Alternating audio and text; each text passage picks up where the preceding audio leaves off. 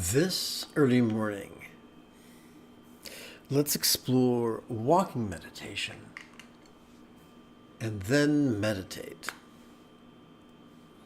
This is Lama Jigme Gyatso of the Buddha Joy Meditation School. Welcome to Meditate Like a Jedi, which is brought to you by the kind folks who help support this channel on Patreon. This morning, we could chant and meditate and enjoy a lesson or two.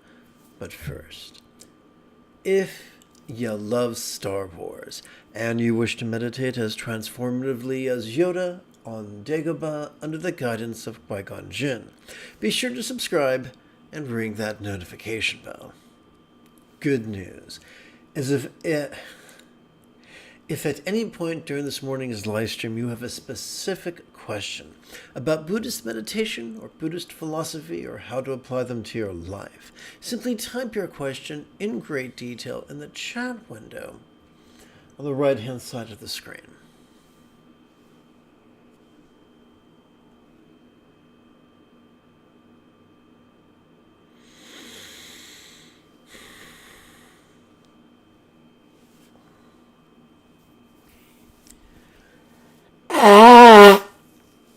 Excuse me. I apologize if that was right in your ear.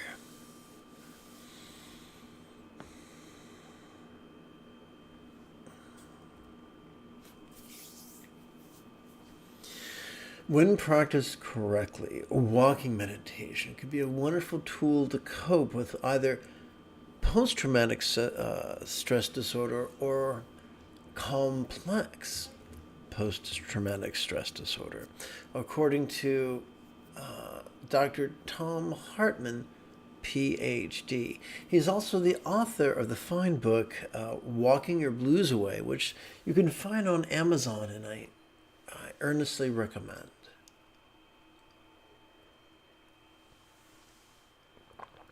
So let's get down to brass tacks. Walking meditation must not be confused with walking concentration. Concentration does more harm than good.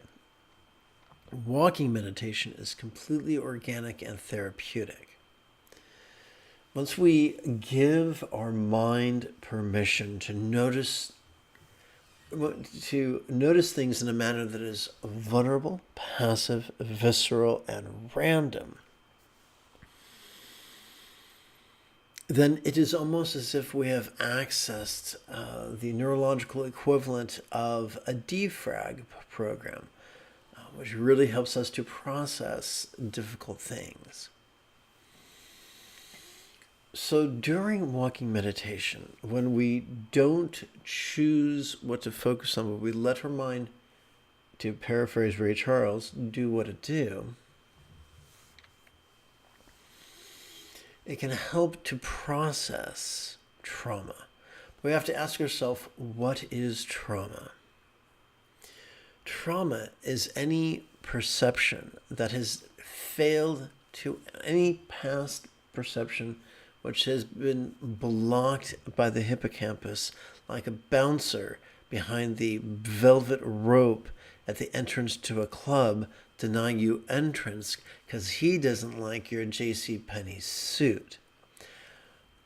By definition, a trauma is a past event that the brain still experiences as a present event. Now, there are some people strutting about who fancy themselves mindfulness teachers who say that we must experience the infinite now and anything else is bad. No. Mindfulness means we let our mind perceive, emote, intend, reason, recall, and imagine. We hang up our controlling tendencies, spurs, as it were, and let our mind be described as being flexible, loving, laid back, egalitarian, cooperative, and kind. So when we're walking, I recommend doing this around the block because if you're really, really upset, it's just too difficult to get lost on your own block. It's difficult to get run over if you're on the sidewalk around your own block. But there you're walking, taking brisk steps, letting your arms swing asymmetrically. And what that means is when you step forward with your right hand, your left hand is swinging forward. When you step forward with your you step forward with your right foot, your left hand swings forward. When you step forward with your left foot, your right hand swings forward. Just like doing the Australian crawl in the swimming pool. Walking the way nature intended is deliciously asymmetrical. And that type of stimulation almost massages the hippocampus, allowing it to at last process difficult events, whether they were real or confabulated. Now, sometimes we don't have the opportunity to go for a walk. Perhaps it's dark and we live in a dangerous neighborhood, and we are a member of a gender that has been exploited since time immemorial. Then taking a midnight stroll in the rain, in the dark, might not be wise. So in that situation, we can asymmetrically, bilaterally tap. For instance, tapping both your kneecaps, not at the same time, but first one, then the other, back and forth, while sitting in meditation, can really help us to process. If you have a bad back and you don't want to tap your knees, you can tap your elbows. That'll work too. Or your collarbone. I'm sure you get the idea. You may be in a situation where you can't get at your hands. There are so many police departments that ignore the U.S. Constitution and delight themselves by physically assaulting and falsely arresting peaceful protesters. And then folks wind up in manacles and imprisoned after being physically brutalized, regardless of their gender, age, or health. So if your arms or wrists are in handcuffs behind your back and you are in the midst of trauma and you could really benefit from some bilateral stimulation of the hippocampus, what could you do? Simple. Just as we heard, if you're geeky like me and you're familiar with the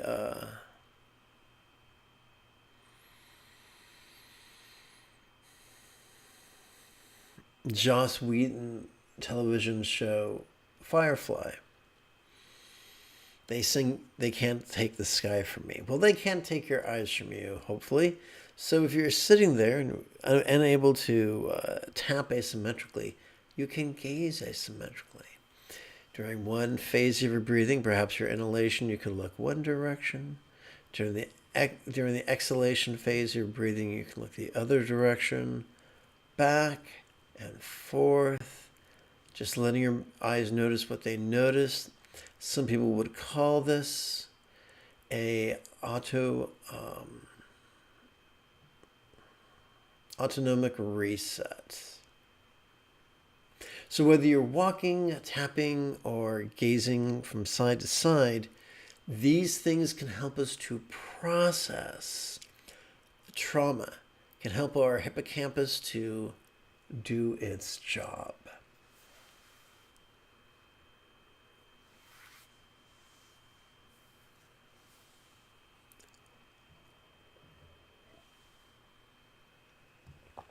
I promised a good-hearted fellow that I would answer some questions about an Alan Watts video.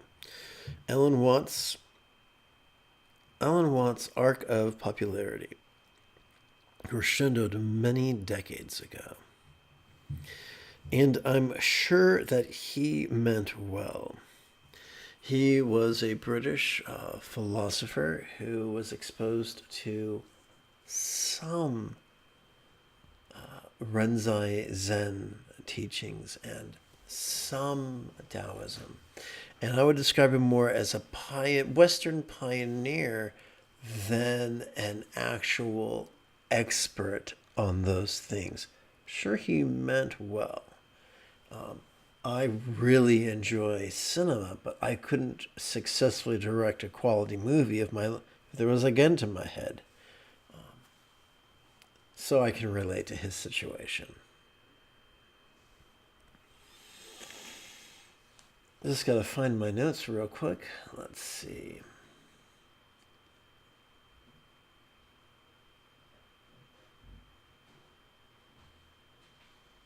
So if you were to search on YouTube for Alan Watts, a quote, a reason to stop worrying, unquote, you would come across a 10-minute video, which at times waxes poetic. And there's nothing wrong with that. There can be something very beautiful about similes and metaphors.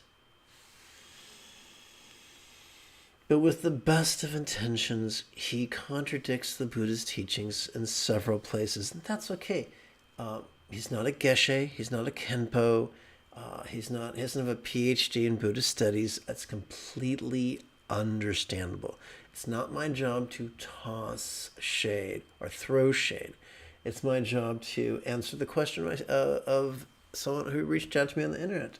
Are there any points I would disagree with? And there are some. So I would respectfully disagree that awareness of impermanence is a bad thing. In the discourses attributed to the Buddha, real or archetypical, it is taught that in the mud we can see footprints, but the largest footprint is left by the elephant.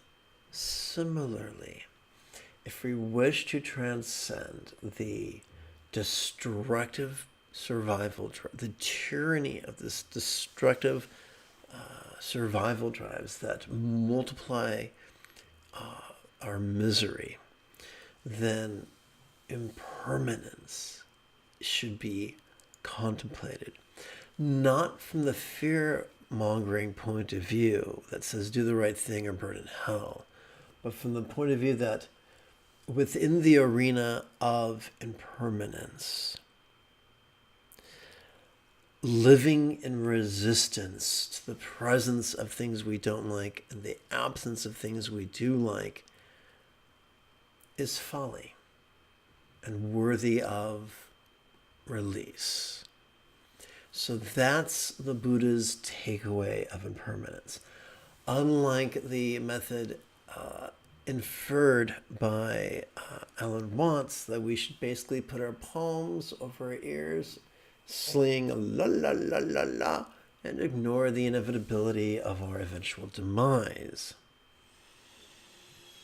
A minor point that Alan Watts made several times was that there's nothing wrong with predation. However, one of the things that makes vertebrate a distinctive quality of all complex life forms is the presence of mirror neurons that, when working in cooperation, form a hub we describe as the anterior cingulate gyrus, and that functions as the seat of empathy. Whether or not a carnivore needs to eat to live, we are still wired by natural selection and feel empathy for those who are exploited and suffer and die for another. Regardless of whether that need is legitimate or not, we still have room for empathy.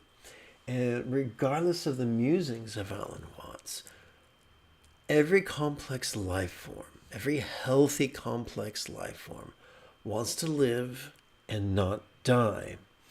And to a certain degree, given the right circumstances, when the brain is functioning properly, wants to love and be loved.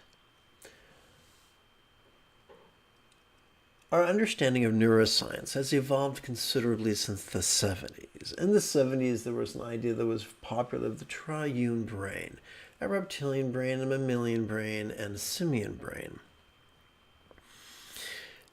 those mechanisms exist in all complex life forms, but the names are sloppy because when reptiles are raised in the absence of peril, they act with empathy and affection, which is wild. So there are some people who think they are far too insightful to be empathetic. Malarkey. Beware of those who would offer an end run around empathy. There are those who say the only reason humans suffer is because we are self-aware. And the Buddha would disagree. The Buddha would say any complex life form, I'm assuming the Buddha was alive now and he had our present vocabulary, he'd say any complex life form can experience stressors. Some of those stressors are circumstantial or physical or interpersonal or mental, but stressors they are. If you're nerdy like me and you've watched many an episode of Monty Python's Flying Circus, you know they were fond of dropping a prop on someone that looked like or that was labeled as a 25,000 ton weight. So if someone is pummeled by a blunt object, that is a stressor, regardless of what you think of it. I once had a ridiculous young man who miraculously was a doctor of oral surgery, and he was performing oral surgery, and he said, the only reason you're in pain is because you're tense. Well, that's called medical gaslighting. The reason I was in pain was that, like all healthy complex life forms, I have pain receptors, and he was slicing to the tissues of my mouth and rooting around. So regardless of whether we are self-aware or not, we will experience, at times, we will experience stressors. The Buddha also taught that despite the presence of stressors, humans and all life forms have a tool to intensify our stressors. And that is living under the problem is not the presence of our survival drives, but the tyranny of our survival drives. When the more choices, utterances, and deeds are under the absolute command of our primal survival drives, the more we will multiply our stressors.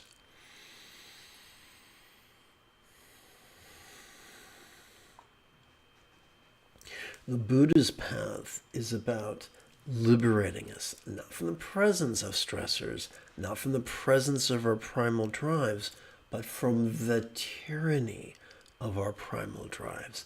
Consider the 6 F's.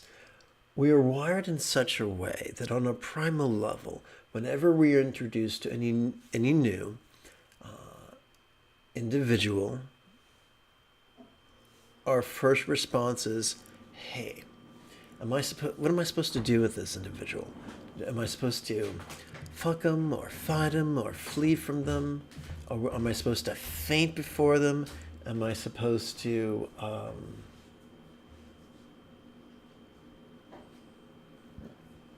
fawn over them? I feel like there's one I'm missing. Oh, feed upon them. Yes. Am I supposed to fuck them, feed on them, fight them, flee from them, faint before them, or fawn over them? Those, scientists agree, are primal responses. We see them often we often refer them as trauma responses. And while they are understandable, in the long term, they multiply the harm that we endure. So the Buddha's Eightfold Path is very, very useful for helping us to release and process the triggers in our life whose maladaptation exacerbates the tyranny of those drives. sometimes people try to outthink the Buddha and look for a shortcut, and that's fine. The test of a shortcut is not how reasonable it sounds, but the results you get in the experimental arena. And so there's been lots of people saying, well, if you just don't think about certain things, or you think about them in this way or that way, they won't multiply your stress. And although there is room in the Buddha's path for certain styles of contemplation, not all contemplations are created equal. Simply by virtue of experimentation, some will be effective, some will be ineffective, some will be downright harmful. In the room, there is no bear, there is no bear, there is no bear, there is no bear. That's not going to protect you from a bear that's a slave to its survival impulses and think it might be in its best interest to kill you. Not saying that all bears are like that, but if a bear is behaving in that way, respect its body language and give it wide berth.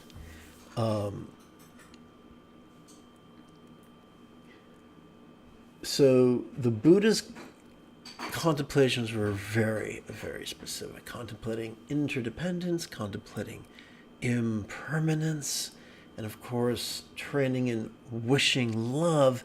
These are the Buddha's favorite styles of contemplation, including, but not limited to, the contemplations of not self and the contemplations of emptiness. Now, anything good can be abused. A surgeon's scalpel can be turned into a murder weapon.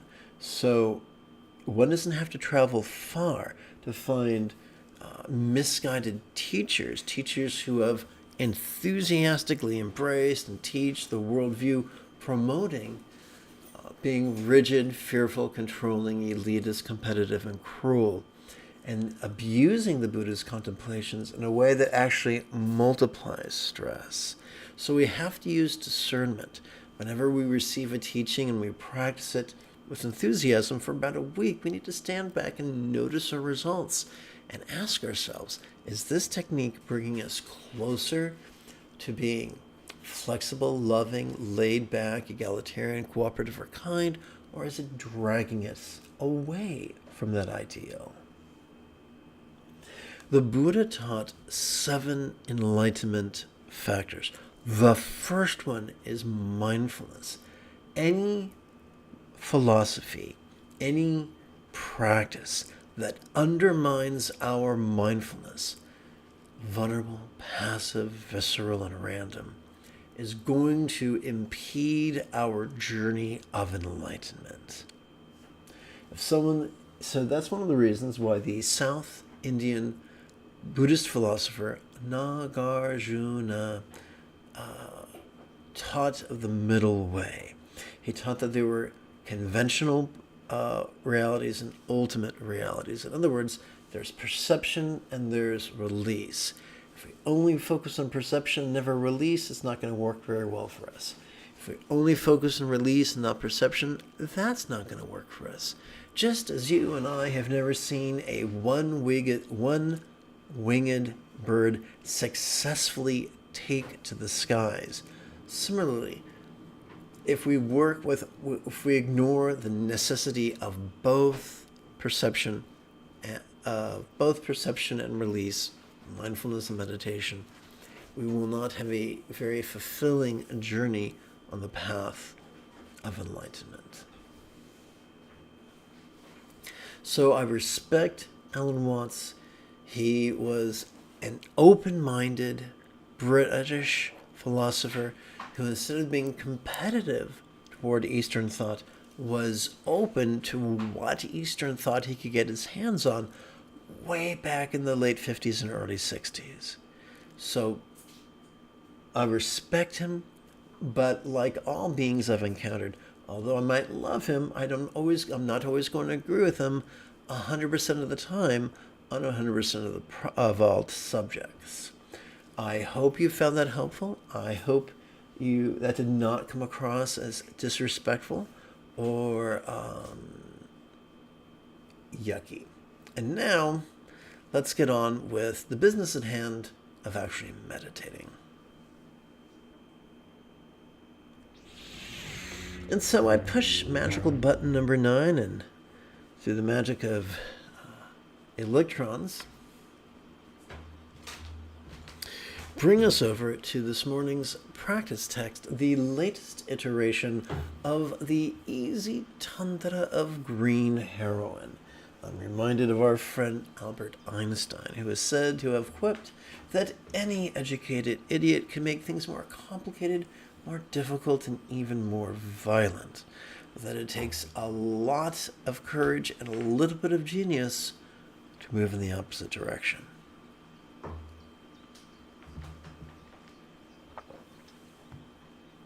Good morning, Adam. And your greeting reminds me of Dr. Nick Riviera. Hello, everybody. That was a terrible impersonation. Please forgive me. Let us exercise our neural pathways responsible for empathy and enthusiasm by chanting a very concise recitation of bodhicitta and refuge.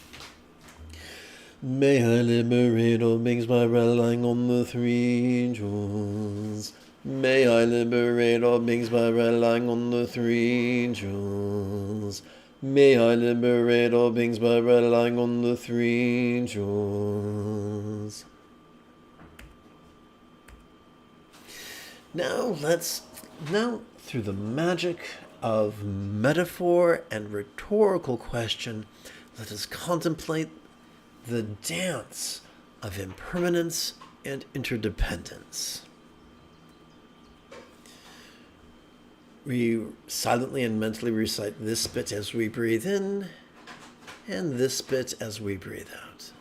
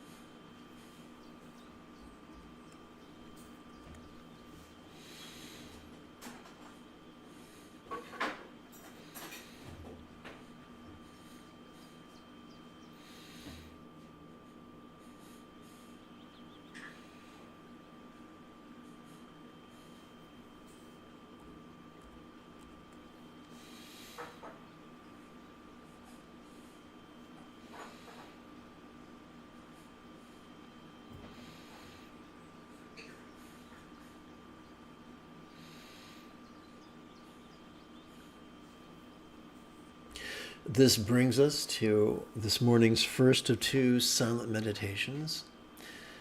Awareness and letting go could help serve as an antidote to clinging and is known by many names, such as Dzogchen or Great Completion Stage Tantra. And despite the grandiosity of the name, the technique is simple. As we breathe in, we could silently and mentally recite the demonstrative pronoun this. For each inhalation is so wired to help us to effortlessly and automatically access our sympathetic nervous system, which is wired not for active concentration, but for perception, vulnerable, passive, visceral, and random. The key to meditation is to silently and mentally recite the particle yes, while silently in harmony with our silently and mentally and in harmony with our exhalation, which is wired for both physical relaxation and mental release. Let's play with this now for approximately 25 minutes.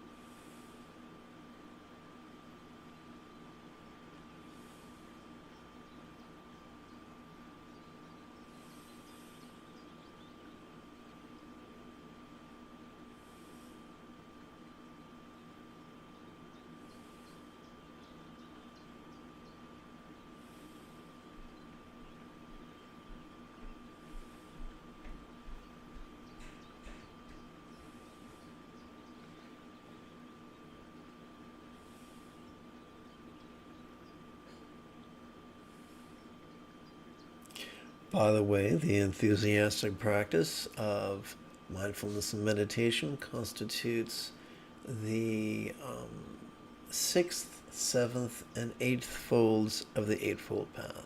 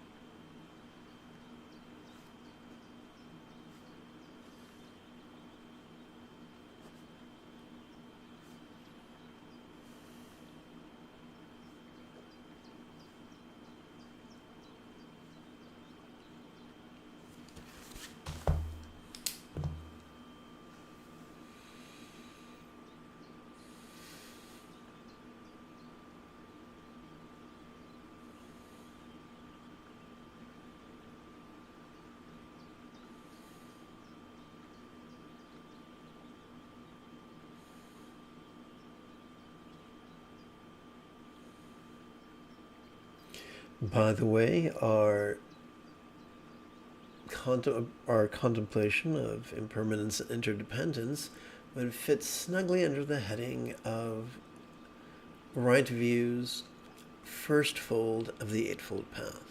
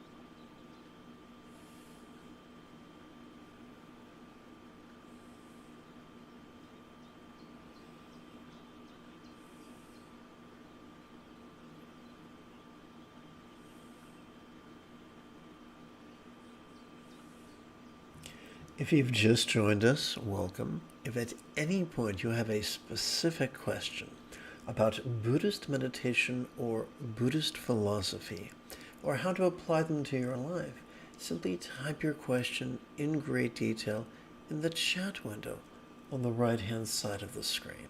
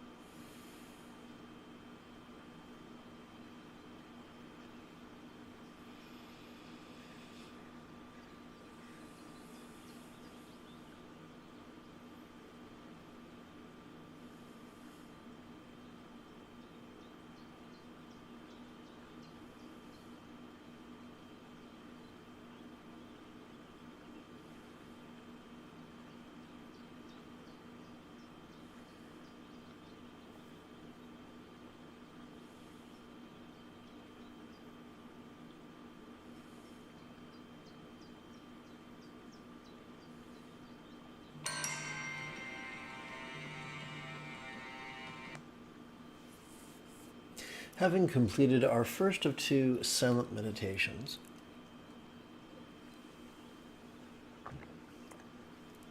we now prepare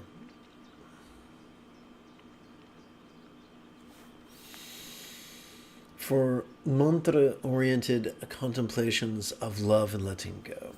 These antidotes to hating are known by many names, such as Generation Stage Tantra.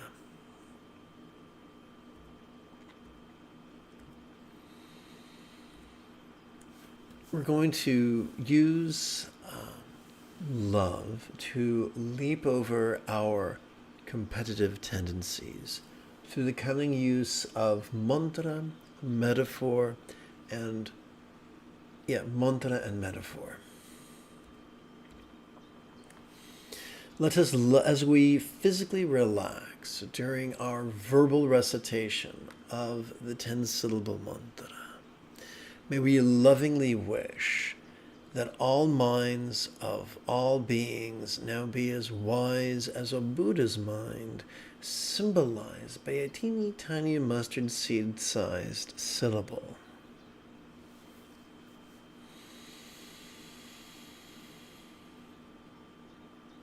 Om Tare Dure Swaha, Om Tare Dure Swaha, Om Tare Dure Swaha, Om Tare Dure Swaha. Om Tare Dure Swaha, Om Tare Dure Swaha, Om Tare Dure Swaha, Om Tare Dure Swaha. Om Tare Dure Swaha, Om Tare Dure Swaha, Om Tare Dure Swaha, Om Tare Dure Swaha. Om Tare Dure Swaha, Om Tare Dure Swaha, Om Tare Dure Swaha, Om Tare Dure Swaha. Let us lovingly wish that each being's experience of the interpersonal was as loving as a Buddha's mode of communication, as a real or imagined Buddha's mode of communication symbolized by mantra.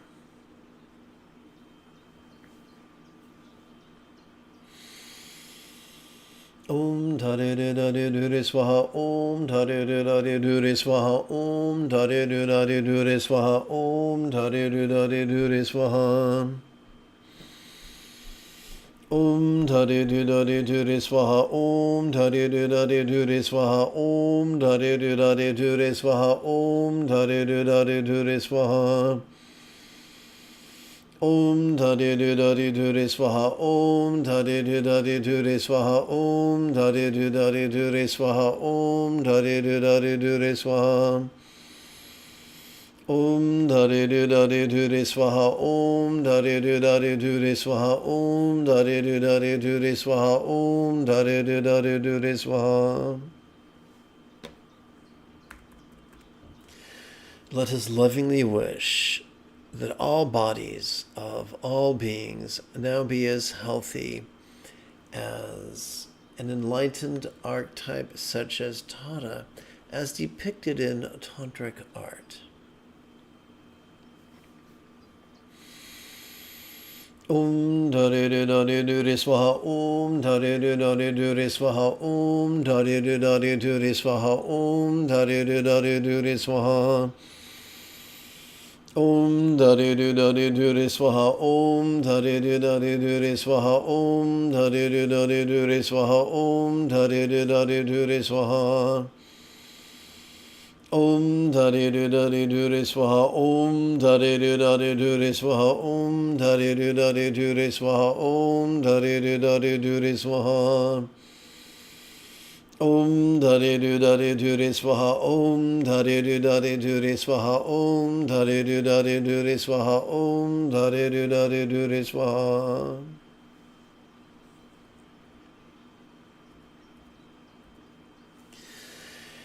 Let us lovingly wish that all circumstances of all beings now be as fortunate as the Buddha's real or imagined paradise or pure land.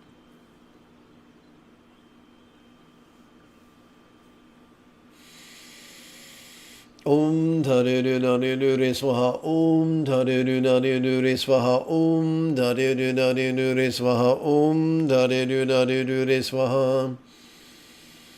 Om Taridu Naridu Swaha, Om Taridu Naridu Swaha, Om Taridu Naridu Swaha, Om Taridu Naridu Swaha. Om Dharidu Dharidu Swaha, Om Dharidu Dharidu Swaha, Om Dharidu Dharidu Swaha, Om Dharidu Dharidu Swaha. Om Dharidu Dharidu Swaha, Om Dharidu Dharidu Swaha, Om Dharidu Dharidu Swaha, Om Dharidu Dharidu Swaha.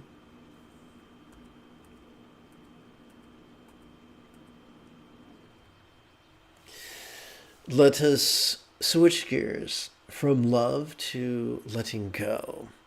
And as we contemplate the first of 4 visions, let us use letting go to leapfrog over our various forms of clinging.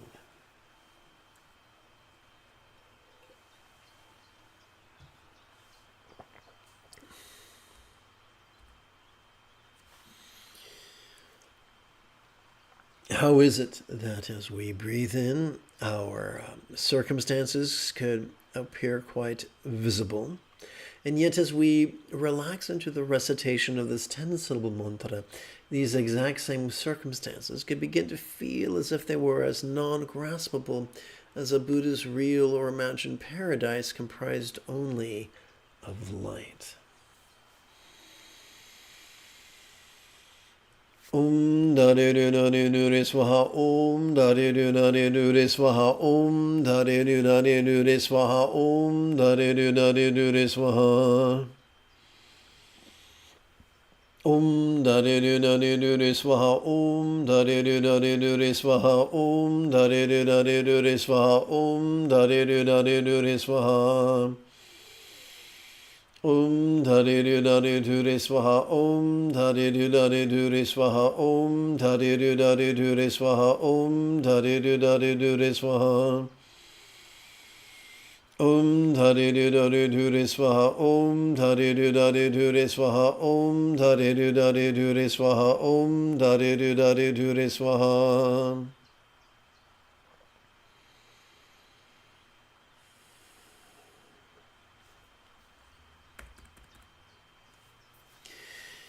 As we breathe in, our bodies could feel rather sensual, and yet as we relax into the recitation of the 10-syllable mantra, these exact same bodies could begin to feel as if they were as non-graspable as Tara's enlightened archetype comprised only of light. Or I should say archetype of enlightenment. Om Dharidu Dharidu Swaha, Om Dharidu Dharidu Swaha, Om Dharidu Dharidu Swaha, Om Dharidu Dharidu Swaha. Om Dharidu Dharidu Swaha, Om Dharidu Dharidu Swaha, Om Dharidu Dharidu Swaha, Om Dharidu Dharidu Swaha. Om Dharidu Dharidu Swaha, Om Dharidu Dharidu Swaha, Om Dharidu Dharidu Swaha, Om Dharidu Dharidu Swaha. Om Dharidu Dharidu Swaha, Om Dharidu Dharidu Swaha, Om Dharidu Dharidu Swaha, Om Dharidu Dharidu Swaha.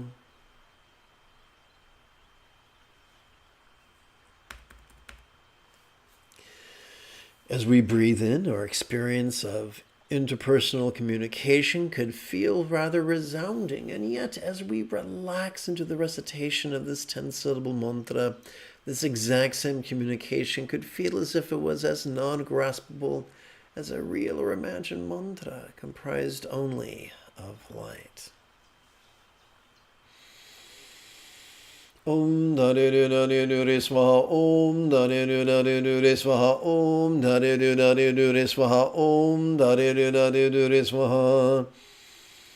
Om Dare Du Dare Du Re Swaha. Om Dare Du Dare Du Re Swaha. Om Dare Du Dare Du Re Swaha. Om Dare Du Dare Du Re Swaha. Om Dare Du Dare Du Re Swaha. Om Dare Du Dare Du Re Swaha. Om Dare Du Dare Du Re Swaha. Om Dare Du Dare Du Re Swaha.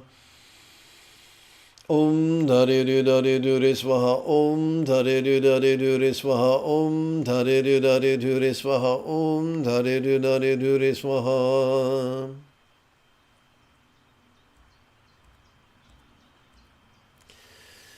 As we breathe in, our experience of our mental functions could appear to us rather clearly, and yet, as we physically relax as best we can while chanting the 10-syllable mantra, this exact same mental functions could begin to feel as if they were as non-graspable as a seed-syllable tom comprised only of light.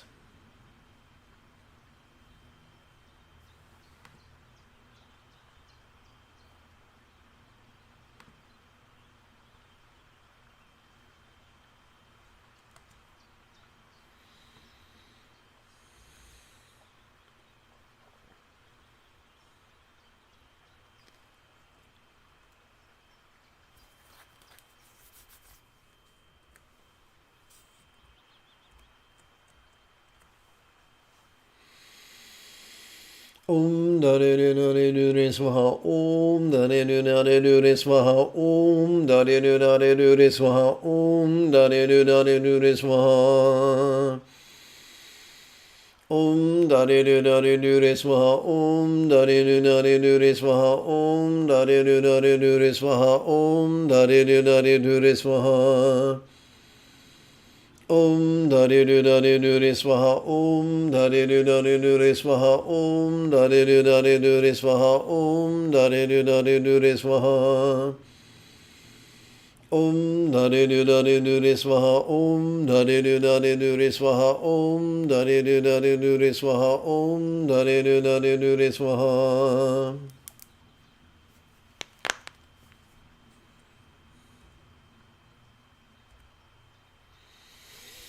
We come now to our second of two silent meditations.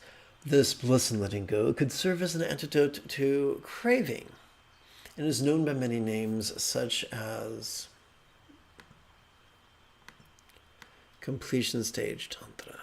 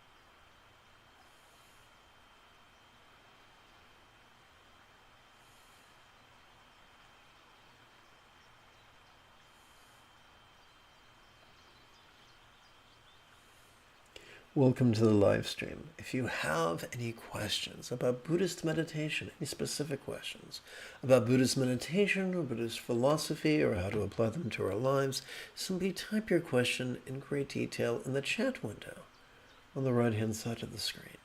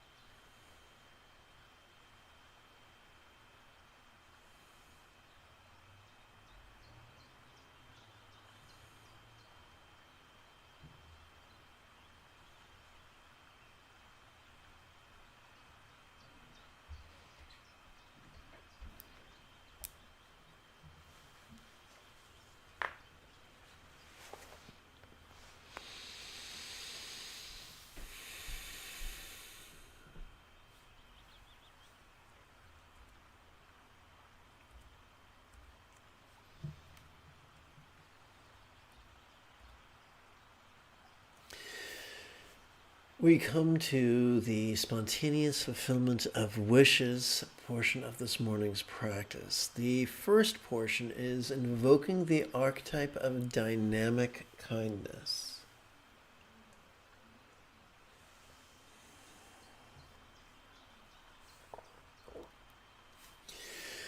May light rays radiate from the silver tom at my heart, inviting Shamatara, surrounded by the assembly of Lamas, Yatams, Gandhars, Buddhas, Bodhisattvas, and Dharmapalas. Gods and demigods bow their crowns at your lotus feet, O liberator from all misfortune. To you, Mother Tata, I bow down. Homage to the noble Lady Tata.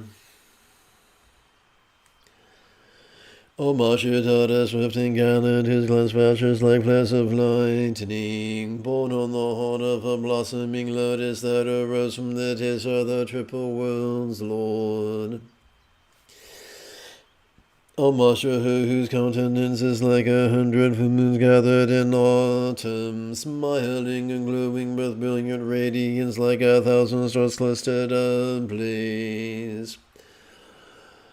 Homage, golden lady, whose lotus hand is adorned with a blue water-born flower.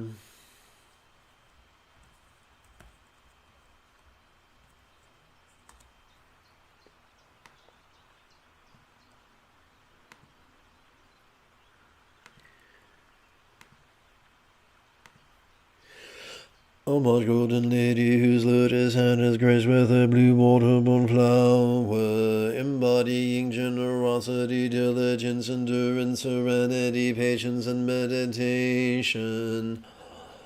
Homage to her whose victories are endless, jewel adorning the great Tathagata's crowns. She is well served by the heirs of the victors who have accomplished all the perfections. Homage to her who with tutare and whom filled the desire roams unto the ends of space. She tramples underfoot the 7 worlds and has the strength to summon all. Homage to her praised by Indra, Agni, Brahma, Maruts, and Shiva. Bhutas, Vetalas, Gandharvas, and Yakshas pay tribute to her. Homage to her who with Trey and Pekrashi and Amishyantras, with right leg drawn in and left extended shining, she treads up amidst flames wildly blazing. Why, thank you, Juju.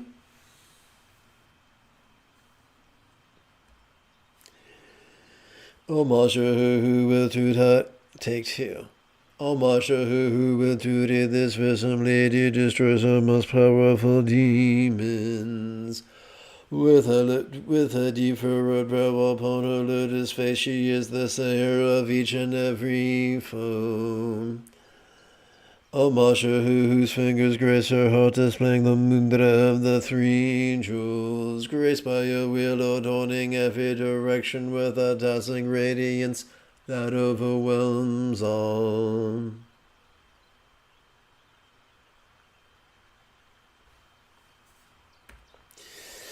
Homage to her supreme joy, like a radiant garland that crowns her in splendor. Smiling and laughing with tutare, she brings demons on the world under control.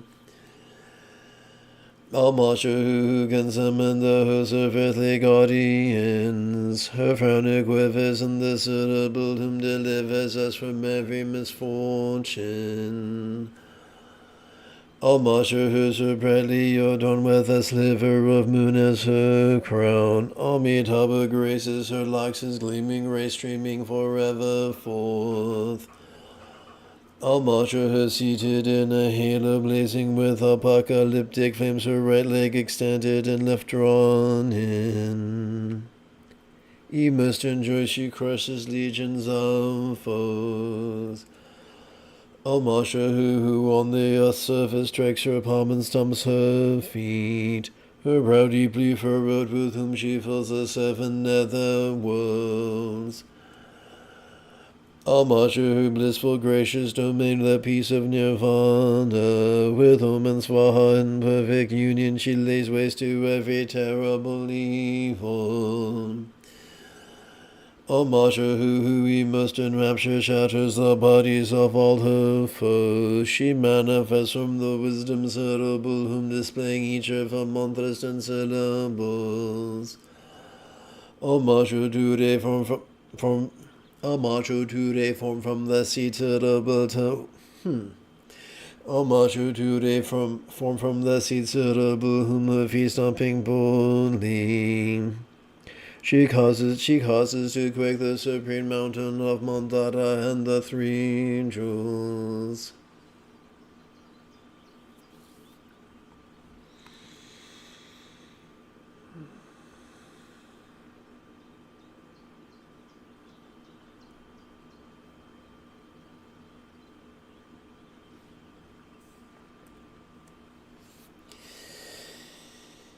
Almashu, who holds in her hand a dear-marked moon like a divine lake, with Tara twice and then with pay she totally cleanses all of the poisons.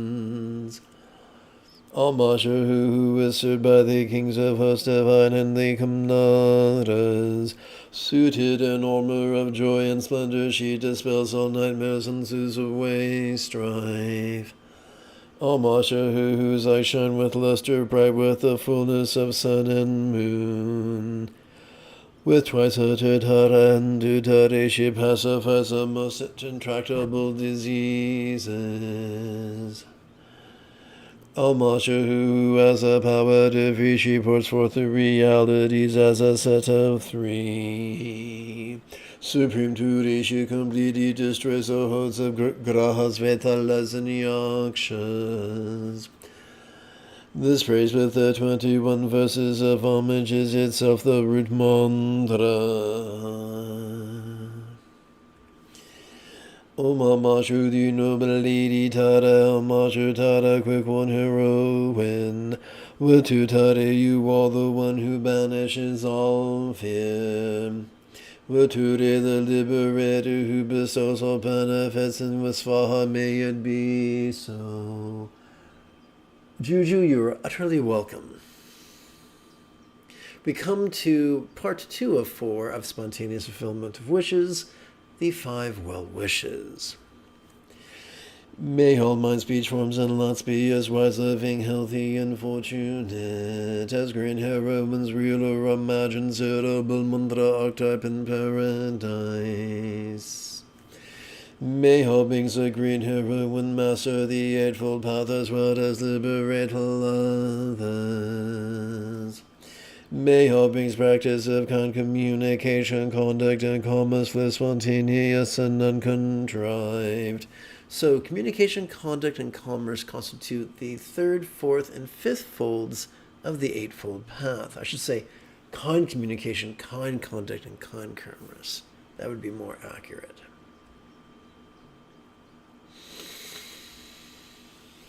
At the very end of each being's life, may they take immediate and auspicious rebirth, master the Buddha's path, and then help all others do likewise. May everyone be free from misery, may everyone be happy, may no one be separated from the happiness, may everyone have balance. Take 2. May everyone have balance from the tyranny of hating, craving, and clinging freed. Part 3, Tada's Windhorse Droma Lungta.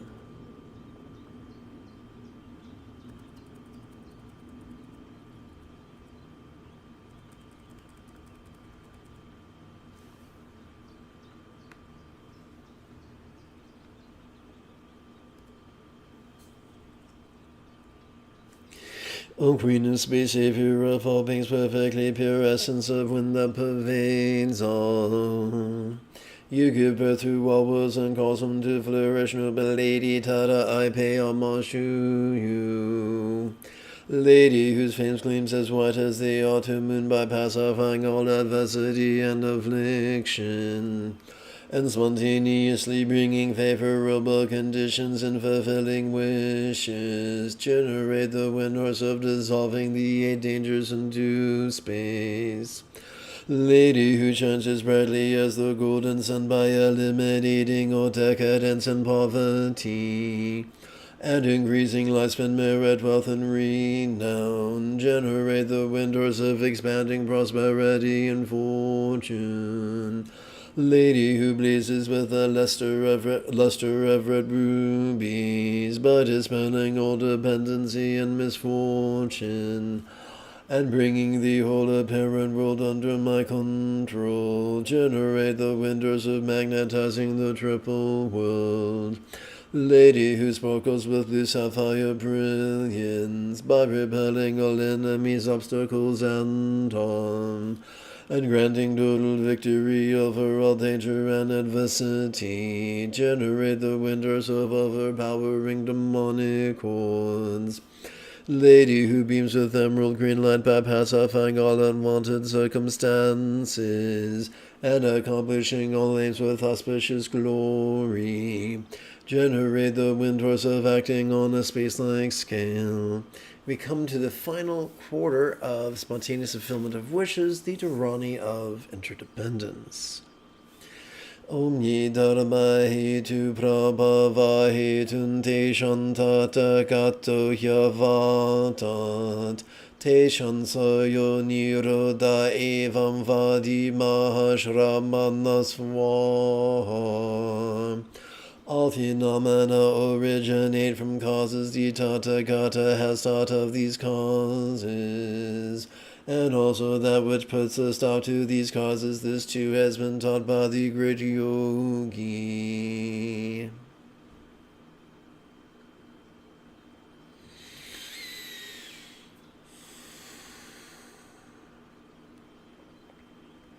If you feel that I have earned it, you could type something in the chat window. You could give this live stream a thumbs up.